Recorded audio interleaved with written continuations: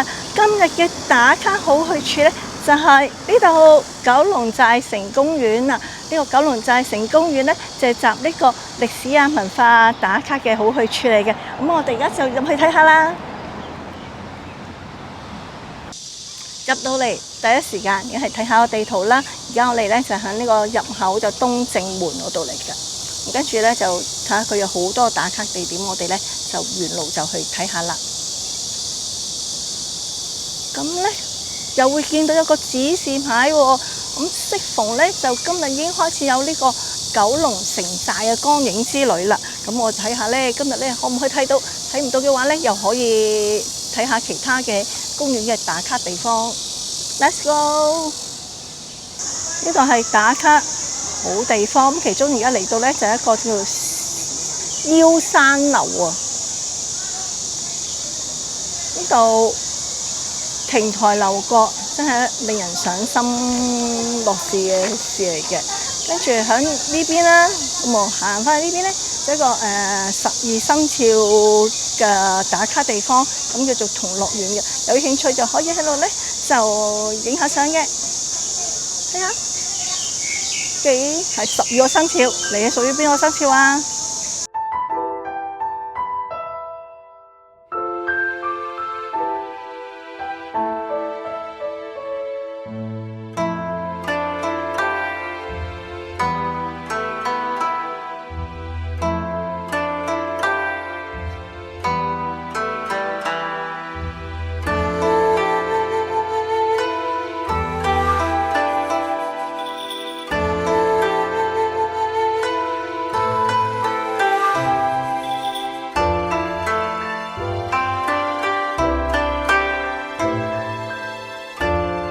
呢個呢就係九龍城寨嘅石板街啊，而呢一個呢就係佢嘅排水渠嚟嘅。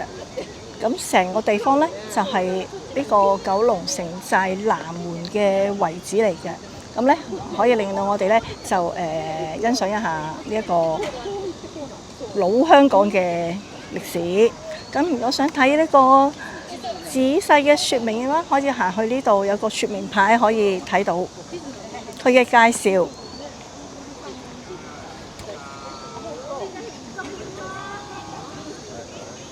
我哋去到每一個地方都可以欣賞下佢嘅説明嘅。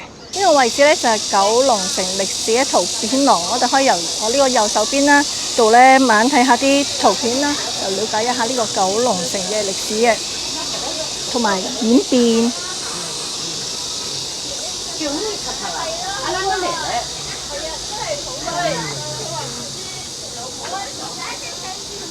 係啦，我哋可以咧慢慢睇下啦，睇下佢嘅歷史嘅演變過程嘅。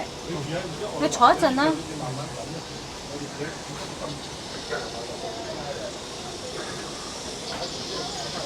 跟住再繼續向前行，仲有嘅。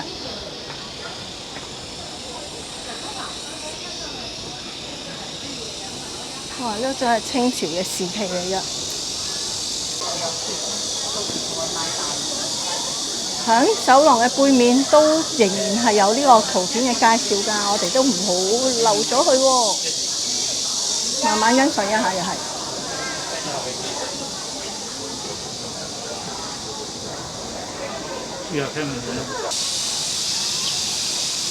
呢度亭台樓閣、鳥語花香，真係好靚，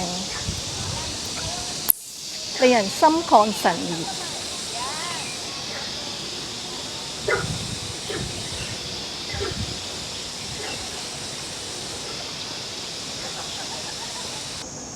我嚟到呢個九龍城寨光影之旅嘅入口處啦，咁啊好彩我攞到飛入場啊！就係時間啱啱好，可以攞到1點40分嘅，因為咧呢度咧係採取預約攞飛嘅。如果人滿嘅話咧，攞唔到飛咧，咁就冇門釘㗎啦。唔知係咪今日落雨嘅關係咧？好啦，我而家入去㗎啦。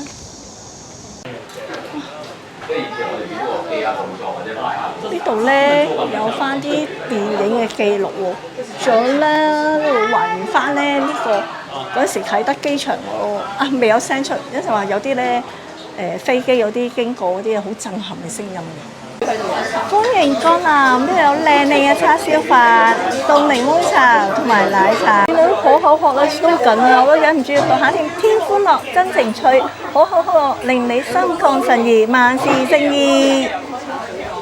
仲有一個下低要讀埋先，春春喜換新改，唔使鎖匙一扯即開。呢條路呢，我而家行緊呢，就叫做龍津道，唔係龍津小食喎。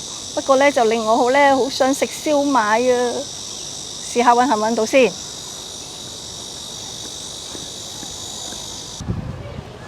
我喺東正門入口咁行咗一個圈，有幾個打卡位。而家呢，就喺南門嗰度呢，就離場啦。